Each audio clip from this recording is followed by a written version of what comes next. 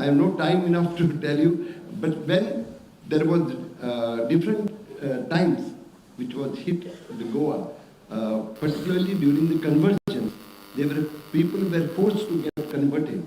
So that is the time when many hundreds and thousands of people left the shores of Goa in boats, small boats and big boats, and they went across the borders, settled in Karnataka, in Mangalore, or even up to Cochin. The people who went to Cochin, the Konkani people who are in Cochin today, for last 500 years they are living there, they have mastered the language, the Malayalam language, but they have not given up Konkani. They still continue to speak in Konkani. Same thing with Maharashtra, same thing applies to the people who went to Karnataka. After the first lot who went in Exodus, there was yet another difficulty people faced was Inquisition. Inquisition was imposed to the newer converts because they were not ready to give up their traditions. So these are the people who ran away from Goa and settled in the nearby Karnataka area. So the Christian people, the Christian speech community, Konkani speech community people who are in coastal area, they belong to Goa. For 500 years are there, but when Girish Karnad, you have heard of Girish Karnad? He is a Konkani person. Do you know who is Shyam Benekal? He is a Konkani man. We have a lot, I can't tell you all the names, but including today's Jayant Kaikini or Vivek Shambhag, Na D'Souza, who is a great novelist of Kannada, they are all Konkani people. I am proud of them. They have given their best to the language of the soil which have given them shelter. So I am also proud that Konkani, which tried to sustain during the different days, today, when after the liberation, within 60 years of literary advent, I would say, they have achieved so much, so many awards of Sahitya Academy, so many awards of different organizations. I can tell you, we have Assamia people have contributed richly to Indian literature. How many Jnanpeeths they have? 4 or get more. Udiya has 4, Bangla has 8.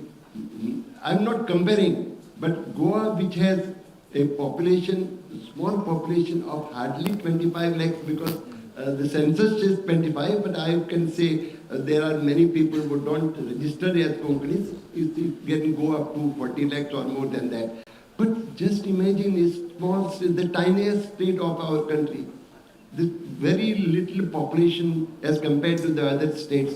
We have 2 Jnanpeeths. I'm not boasting about myself. I'm telling about the language and literature. The Konkani literature has earned 2 Jnanpeeth awards, which signifies, which is very important to note, that we are abreast of what is good literature, what is the best of literatures, whether Indian or European. That is the reason you will find the writers writing differently. So we are enriched by the cultures which were imposed upon us. I never considered any language as a foreign or not ours. I personally feel Portuguese is as much as mine as Indian English. It is as much as mine as Marathi or Bangla or Hindi or any other language. So there is no rivalry between the languages. There is nothing like small language. Lastly, I'll just say, do you know Yiddish language? Yiddish language is spoken by a minuscule community. Maybe in Poland, there are hardly 5 lakhs, 500,000. And Yiddish has produced Nobel Prize winner writer. Isaac Bolshevik, singer. So, and Portugal, which had hardly any literature, after translating and enriching their language, José Saramago went on to earn the Nobel Prize. So this is what are my ideals.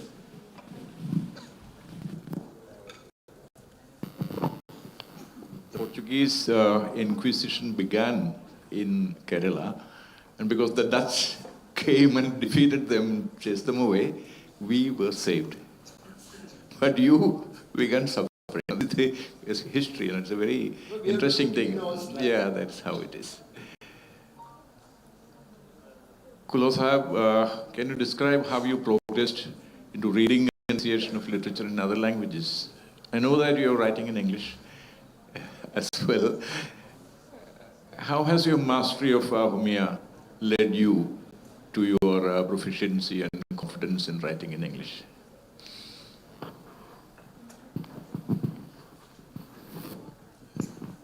See, my first language has been Assamese, right? And we started studying in English in high school and things like that. So that way it started very early.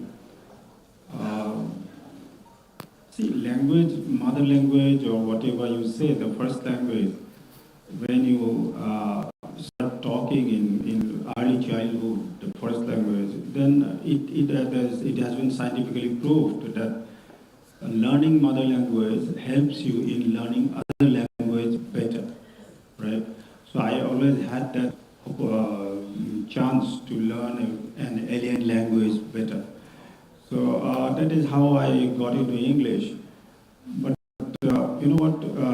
I'll tell you something about the writings in Assamese first, how it has influenced me all throughout. When as you were saying, the entire life of ours are determined by the different types of contributions by our forefathers to writing like Shankardev, Madhavdev and all those people and saints, etc.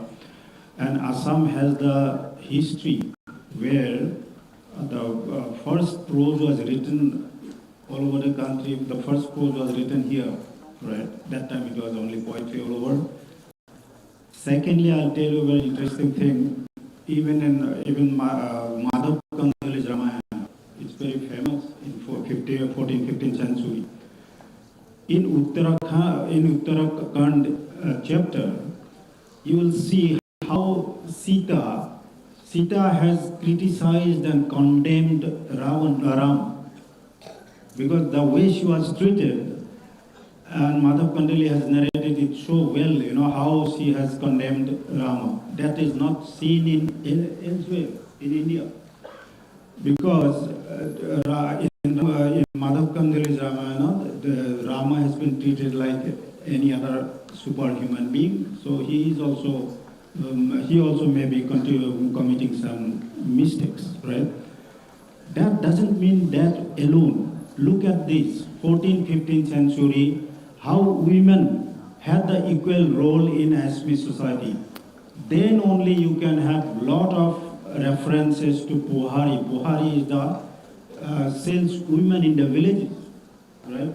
We used to have trade and commerce by the women folks then and at that time only. And that is why you will see all the literatures in Assam full of good things about women, maybe one or two aberrations, but we used to have equitable relations with the women, and there was no gender differentiation as such in our society. Secondly, one very important aspect is, see, when I was writing, I started writing early in the school, so I first poetry, then short story, like that, drama and things like that. But how it has, how the ecology, the situations in Assam have affected us in writing. I'll just tell you, a little bit about it. See, a small river flows down through our small township called Rangia. It's called Baralia River. We have seen that river from our birth, and a lot of my short stories have been impacted by the river. How? See, recently I had written a story on the discourse, the name of the story was Discourse with the River. There I have said the protagonist tells his girlfriend who is staying abroad, is telling her, look, you don't tell your stuff, don't tell your emotions, don't tell your love and sadness to the sea. Because if you tell the sea, it will not take it away. It will, after some time, it will come back to you only because of the, waves and things like that. But he says that my river is so good. If I tell anything to my river, my sadness, my tragedy, the river will not give it back to me. It takes it, all the way down to the sea. So these are certain things which have impacted our lives and living. And if you read Asmi's, very recently, a lot of people have written about the ecology of Assam, the eco-literatures. So this is very important aspect to look at. And in my case, when I started writing in English, mostly I write in, when I write in English, I write non-fictions. And when I write short stories, I feel I'll be more close to the people, I can reach out to them, so I write in Asmis. So to tell you the story which I won a Katha award, just one line, how it has impacted our social life, because we have seen a very distinct amount of social pathos and ethos in terms of the particular generation is leaving this area in search of livelihood. They're going out, they may or may not come back. Even if they come back, their whole property earlier, it does not remain only the property, it remains like a lost memory, right? So the story which I got the Katha award was about that only, how the old house, the person comes back after several decades and he wants to sell it. And when he wants to sell it, he's trying to evaluate what will be the cash of that particular property.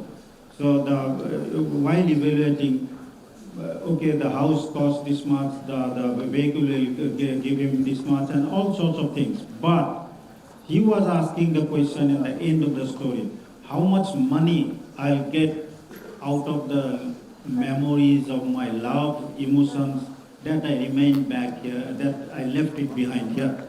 So these are certain things which I think are affecting the modern storytelling in Assam.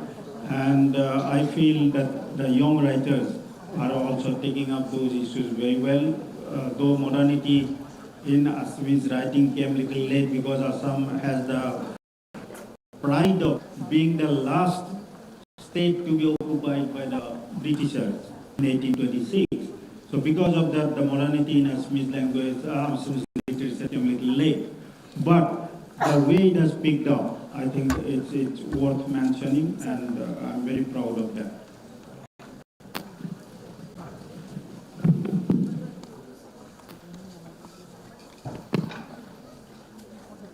How would you describe the journey of Marathi literature into the new areas hitherto unexplored in the latter half of the 20th century? Marathi was the first to open up to embrace Dalit writing, women's writing, environmental writing. And yesterday when we were discussing, we touched upon that. Also, can you also describe your bilinguality? You started poetry writing in Hindi. Why did you adopt Hindi instead of your neighbor language, Gujarati, or even English? Well, I think Dalit literature, I see it as a result of the democracy that we, started enjoying since 1950, when India became republic. The masses found an expression for the first time, and within masses also, Dalits being the most oppressed ones, really constitution that was really led by constitution making that was led by Dr. Ambedkar. I think he was a great force of transformation in this country and continues to be till today. He awakened the confidence of the oppressed people in India after Mahatma Phule, who led the foundation in the 19th century. So, and you suddenly see, primarily because Dr. Ambedkar also wrote a lot in Marathi. His Mook Nayak, the periodical that he started, where Mook Nayak really means one who, the hero who can't speak. So it kind of powerful metaphors he created, and that really led to people writing, or primarily it came from autobiographical writing. It also turned into huge poetic influence, and further this particular trend did give rise to another kind of writings. For example, more and more rural folks, they started writing in Marathi. Women came forward to, and they started writing about their own lives, which were, these were such authentic stories that came from either the fields, the crops, people who have farmers' lives, and the women who suffered but had no word to express their grief. So I really see this as a democratic progression of our country. And one should really be proud, and obviously all of us know that then Dalit literature had an influence, pan-Indian influence, all over in India that you could see. So far as my personal progression is concerned, it's a kind of a both light and darkness, progression of light and darkness. Light I see because, when I was a thoroughbred Marathi student till my college. I completed my education up to graduation in my language, Marathi medium. Suddenly when I came to Delhi, I realized that, that is not the only word where I have to live. And the further influence, say that the better half became worse off for me. Because I took her language also. She's not here, she's in another session. But in the good sense, she influenced me with Hindi. I can tell you, if there is 1 minute of anecdote actually happened. When I joined the Foreign Service in 1983, we called upon Gyani Jail Singh. He was president then. And he was asking us, 12 of us, which school did you learn and what was your father? So my 11 batchmates, they all came from his commissioner, somebody's father was IAS, somebody's father was IRS, and they all had invariably studied in convent language. I was the only one who came from rural background, only one who came from Marathi medium, and only one whose father was a farmer. So Gandhi, I remember his words, he says, this fellow's success is very different from yours.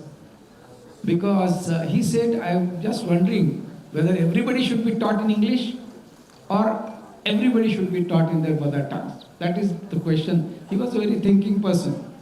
So what I'm trying to say is then I started writing in Hindi because of my wife's influence, and I started sometimes translating my own poems from Hindi to Marathi also.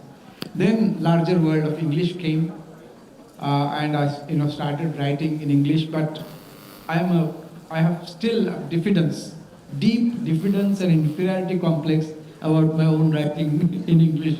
So I really, because the natural thinking and the flow and the command of language in Marathi is something cannot be compared with English. But I have published you in English. Japan also. I started writing haikus. I have published you in English, in Indian literature. Yes, you did. But I must say I'm not very happy and proud about my English, though I would like to be better in English, because I do hope that we have to take all these languages as our heritage, heritage of humanity. Of course, there will be some contradictions and paradoxes that will build in, but nevertheless, I think really I love languages. Thank you. Yeah, though I promised that I should give him more time, I think we'll still take a little time because we can, cut down from the this thing, because we started late. We started 10 minutes late, so we'll make good on that promise. So my basic, again the emails. So you stated that earning one's mother tongue well in a rich way, ranging from the everyday colloquial to the more formal registers for special purposes such as ceremonies, narratives, proverbs, etc., is a prerequisite for obtaining access to the world of literature. Many of us take such a rich, layered mother tongue for granted, whether it be Konkani, Assamese, Hindi, English or Dutch. Even illiterate people can have access to this resource through oral literature and the customs of their community. You further stated that this would not be the case if their parents teach them a language they themselves do not speak well. This is the problem of the present, the modern situation. And in school, they are taught in a language that they do not understand well. Children may grow up speaking a simplified Hindi or English, say, without substantial access to either the stories of their parents' culture nor the cultural riches of Hindi or English. And without access to those riches, they will not be able to enjoy the literary riches of any language, much less become creative as writers themselves. So this, can you enlighten our young students about, the necessity of connecting back to their grandmother's tales and fairy tales and myths, the stories around, rather than from the classroom and textbooks? I can't take credit for these lines myself.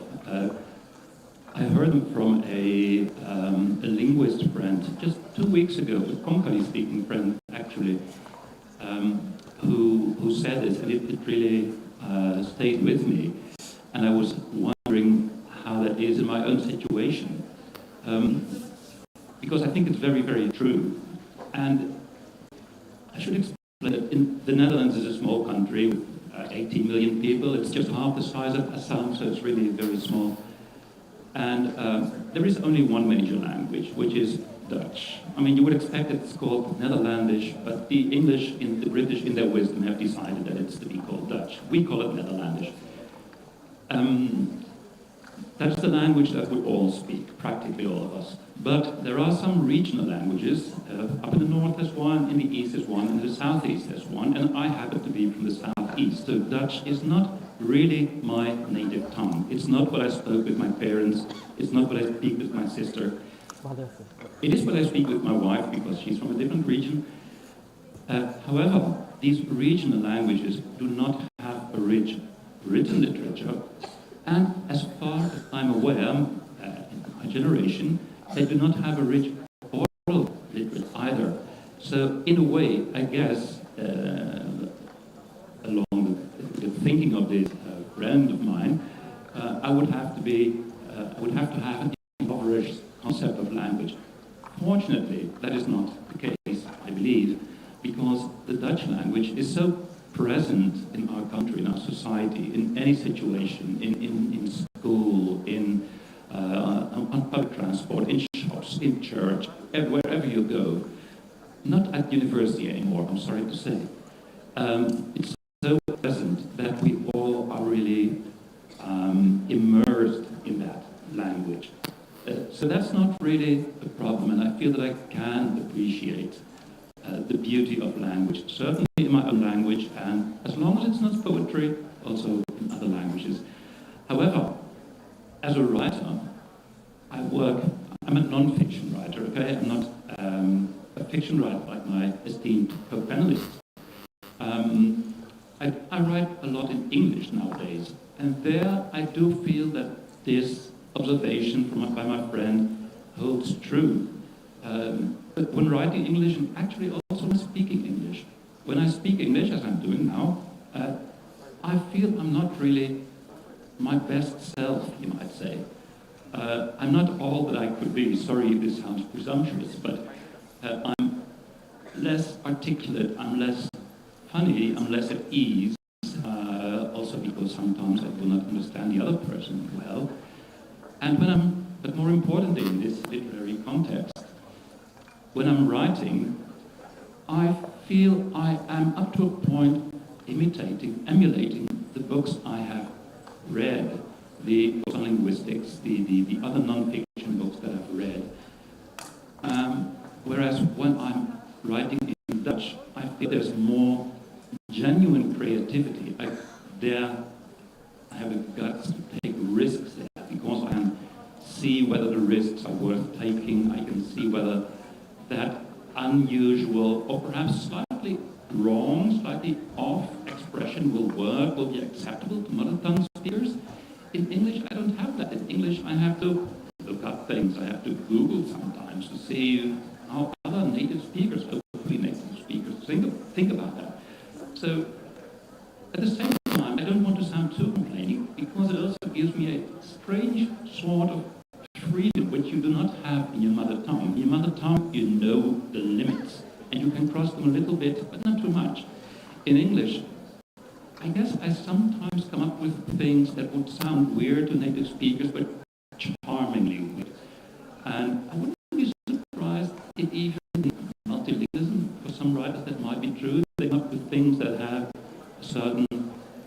are influenced by their mother tongues and whether they are acceptable in English, or maybe a bit strange, but therefore all more potent, perhaps, or all more remarkable, that will stay with the reader. So, yes, both in speech and in writing, I prefer Dutch. I'm more at ease, more competent, more skillful.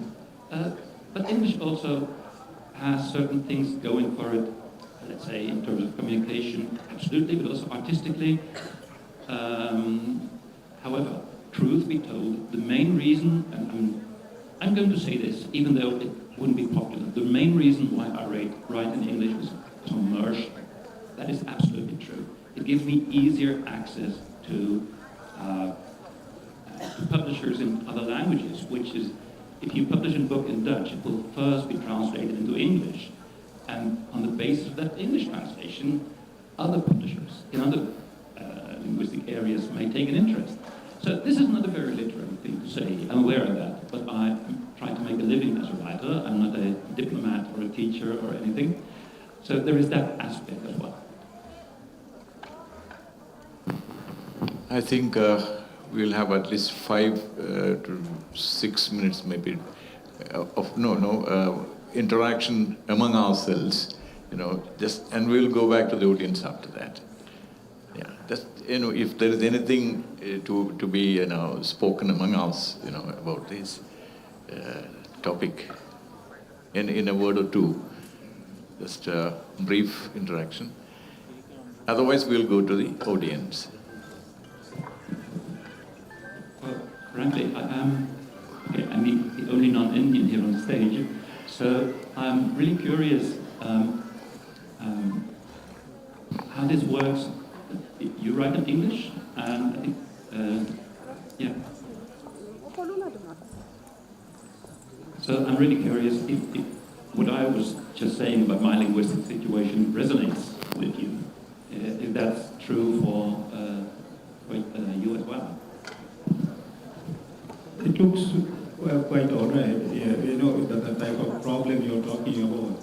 Say you write in English rather than I write in ASME. If I write in English, it will go to more people, right?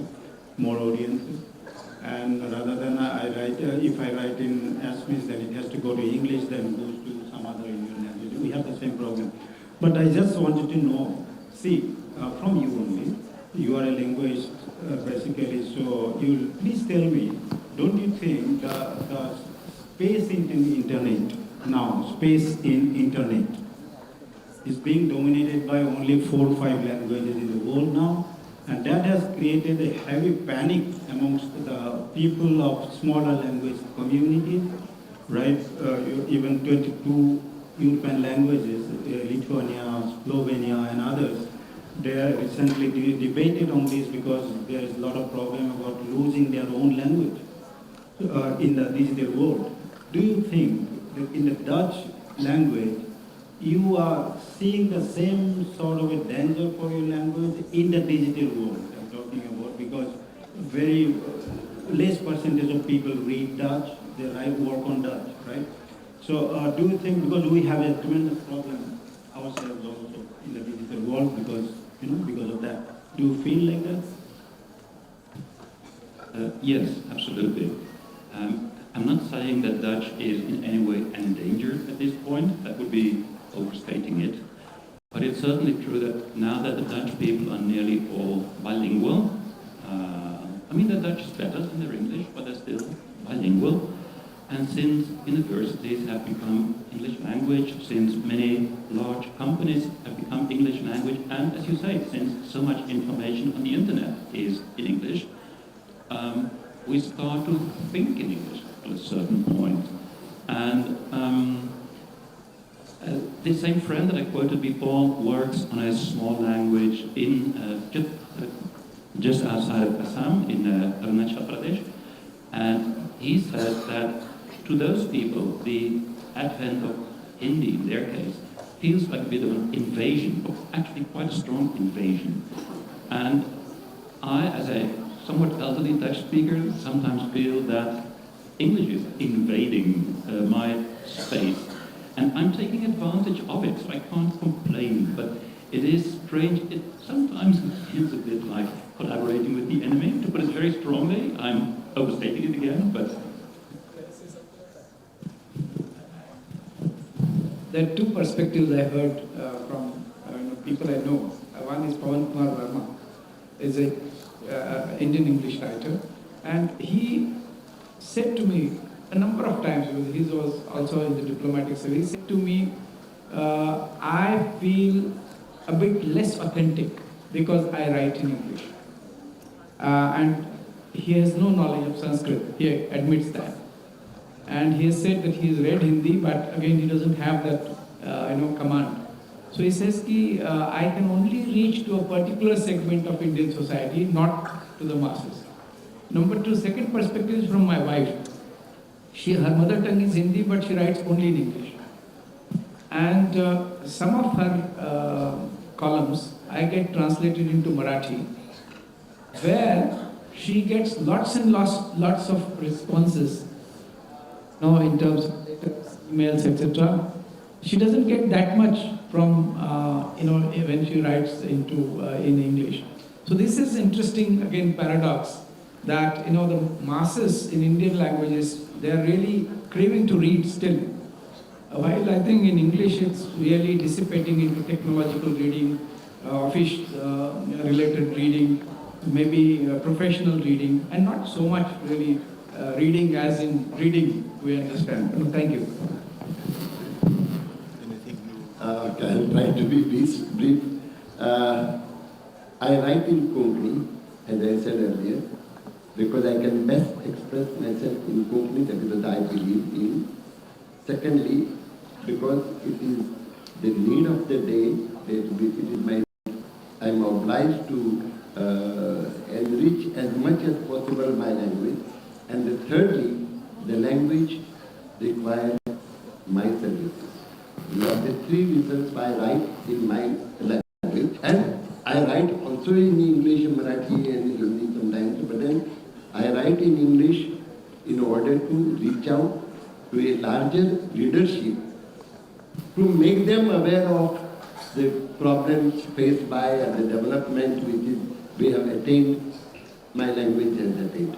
So I can reach out to English readership to make them aware of this. But my non-fiction is in English only to targeting the larger readership, otherwise no.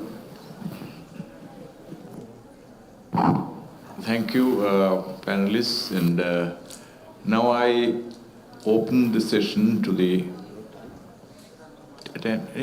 we have. We can take questions for what time? Because we began 10 minutes late. Yeah, no more than that, but let the students, because when it started 10 minutes late, now it's just 10 minutes again. So we have 10 minutes, so we'll take brief questions. Please.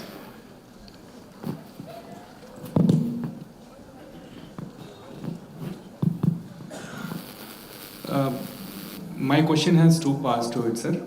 And first is to Mr. Thomas and Mr. Damodar Mojo. There are conservative groups in Kerala and Goa who complain that Malayalam or Konkani are losing their native character, and Malayalam is becoming more like Tamil and Konkani more like Marathi. Assuming that, shall we leave it at saying that it's a part of the natural evolution of a language, or shall we intervene saying that this is a standard for Malayalam, this is for Konkani, and it should not be deviated from? This is my first question, sir. And second is to Sakya, sir. Sir pointed out towards a digital part of a language's literature becoming more important. In the specific context of Assamese, Assamese does not have Unicode, sir, so far. And the first requirement of digitization of any literature in any language is having a unique Unicode. And from 2016 onwards, I understand Guwahati University as well as Government of Assam have been trying to lobby for Unicode, but the international organization which standardizes Unicodes has not accepted and still wants Assamese literature to be presented in Bengali Assamese Unicode, which is single Unicode. As a result of which the language is suffering, the literature in the language. What are your reflections on this? Okay. I believe the languages should be allowed to evolve, because over the last 400-500 years we have been saying very closely how languages are changing. The Marathi that was written by Jnaneshwari of 12th century started writing Marathi. It is not the same that is spoken today or written today. Same thing with Assamia probably. The Assamia literature of 100 years back will not match the literature of today. Themes are changed, the language, the idiom is changing, and it is natural. It happens to other languages, to Dutch language also it will happen, to English language also it happens. The Queen's English language is no more the Queen's language. So I think it is the bounden duty of the people who live in Malayalam, the Konkani people who live in Malayalam, to accept the changes imposed upon their language by Malayalam. But the language will not give up its own identity by accepting terms and other things from other languages. Many people think that Konkani is influenced by Marathi, it's but natural. It's a neighboring state. And besides, many people go to school to learn that language. So it is natural that it will influence the spoken language and it will reflect in the written language. So it is it's a natural process. Let us leave the languages to themselves and do our duty as writers to keep the flag high. I did not get the question right. Was it Malayalam becoming what? More like Tamil? No. It's, this is some misinformed kind of, maybe some chatter like that. But to my mind, if there is any allegation, it should be it's becoming more, carrying more English words. That will be true. But again, Malayalam has that. Malayalam is a very elastic language. It has been dealing with, visitors from abroad for the last, the Kerala, 3,900 years, from the time of Musiris.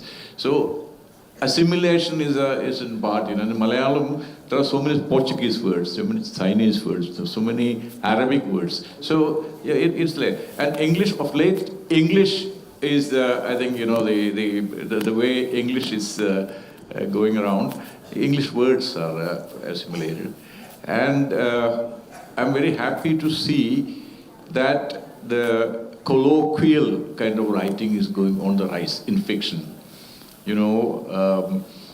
Earlier dialogues in the stories used to be standard language. Now it's all actual live language. So Malayalam is not, I think, becoming Tamil. Because again, there is another thing that's very late, say the last 10 years, because of this big Tamil, Telugu, Malayalam films. Hindi is not so much, but these three languages, Kannada is not so much, but Telugu, Tamil, Malayalam, the circuit. So there a lot of Tamil expressions come in the spoken language, and that will creep into the written language also. So that is there, but there is no dominance or aggression or devouring or nothing like that. The second part of it, just one line on the first part. All languages undergo change.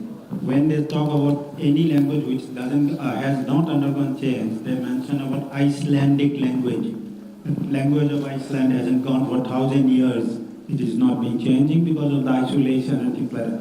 Anyway, that's not my part of my question, no? Second is the Unicode thing. Till 90s, we used to have a separate script recognition by ISKI, you know ISKI, no? Yeah. So after that it was discontinued. Since then, I have been told that a particular group of people had gone to London to discuss with international consortium and things like that, but they did not agree to the report sent carried by the people from Assam. So they wanted some revision to be made. Now even I contacted with the Prime Minister of India, wrote a letter also about Unicode. Why we want a special slot. It's not special, the distinctive slot for Assamese. Now as on today, they are clubbing it with Bengali and Assamese together, right? So we want some distinctive slot, and a particular committee is supposedly looking after it now. Let's see how it goes. But recently, 2 years back probably, we had made a few of us inside the Sabha. We made a film. We made a small documentary of around 10 minutes showing the evolution of Assamese scripts for last several centuries, how it developed and grown till today, separately and independently, with all historical and antiquarian evidences. So I think they should accept it, and it's a matter of technicalities. So we'll, if I'm there in the committee, then we'll talk about it there. Thank you. From questions from the students, anyone who is interested in the mother tongue and how, like Dr. Gaston has said, how you personally feel about the absence of myths or grandmother's tales from your lives. Some related questions. There are so many of you. Please, we will have 2 more minutes. A quick question.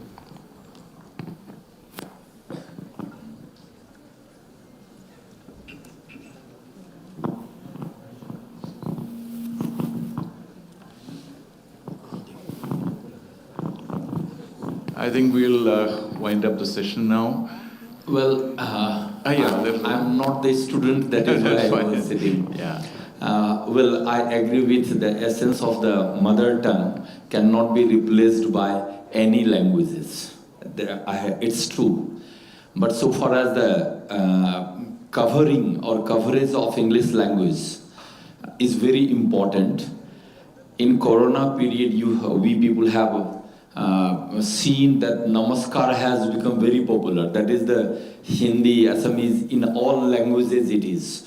I mean to say, I still remember Amitabh Bachchan's father, Harivansh Rai Bachchan, he has written one poem, Madhusala, and when he was asked, you are the professor of English, why are you writing in Hindi? Then he answered, I cannot replace Shakespeare, so let me become the Harivansh Rai Bachchan. So that is why he wrote. And in Dibrugarh University, I am very happy to share some Sanskrit dramas have been introduced in the syllabus in English, like Avigyan Sakuntalam. Such a lovely drama. I was the student of English.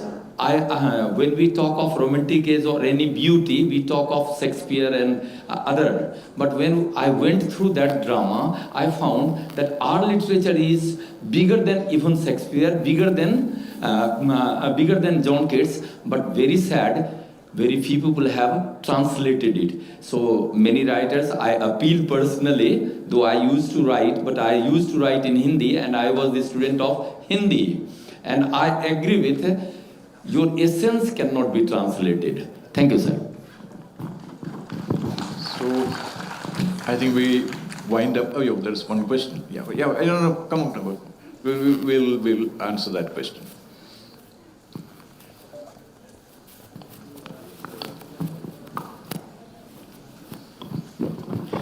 Good morning to everyone present here, respected dignitaries, sirs and panelists.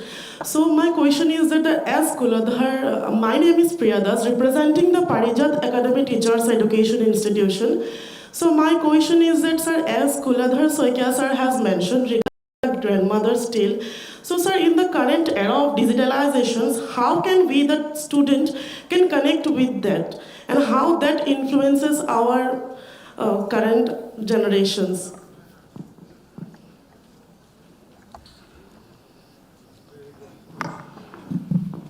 Very good, Priyambada, right? Sir, my name is Priya Das. Okay, Priya. Very good question. See, all stories, all folk tales or whatever, fairy tales, whatever, they remain forever because it doesn't teach you the content of it. It teaches you how to become curious, how to develop curiosity, number one. Number two, how to look at life from different perspectives. Number three, it teaches you the problem solving in difficult phases of life. You will slowly and gradually, without your knowledge, you will come to know that certain steps, certain decisions you have taken in life because of some of the imprints of those tales which you have heard from your grandmother in long, long years back. You know, that is the best of short stories, these folk tales and other things, right? Thank you so much, sir. Thank you. With this, I think we will wind up the session. Thank you. As we wrap up one of the first sessions of the last day of the Dibrugarh University International Literature Festival, we realized that learning and knowledge indeed is boundless. Each of the esteemed panelists of the session brought to the table their own plethora of knowledge on the concerned topic. I believe I speak on behalf of everyone here today when I say that we will walk out of here today with newfound insights on language. I extend my sincere gratitude to the chair, the esteemed speakers, and all the respected authors present here. Your presence here has been invaluable and remarkably enlightening. I extend my vote of thanks to the hall in charge, Dr. Priyanka Kakoti and Kaushik Bhuya, the rapporteurs, volunteers, technicians, and crew members for your unwavering efforts in documenting the session as well as for making sure that the session runs smoothly. Respected faculty members, research scholars, students, and all the literary enthusiasts present here today, thank you for your presence and for being a wonderful audience. With this, I, Aftara, sign off as your host today with the hope that we continue to be a part of such enriching sessions to be followed. Thank you.